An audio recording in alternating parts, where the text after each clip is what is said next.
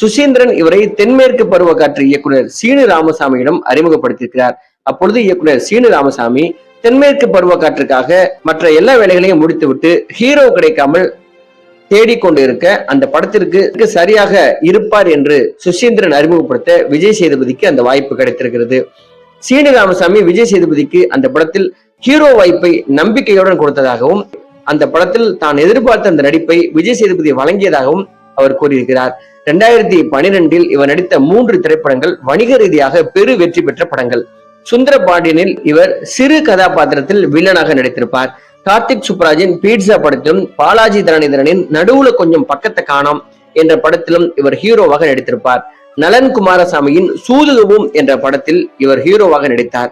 பண்ணையாரும் பத்மினியும் என்ற ஆர்ட் பிலிமிலும் இவர் நடித்திருப்பார். தர்மத்துறையில் மக்க கலங்குதப்பா என்ற பாடல் எப்பொழுது டிவியில் ஒளிபரப்பப்பட்டாலும் அதை பார்க்க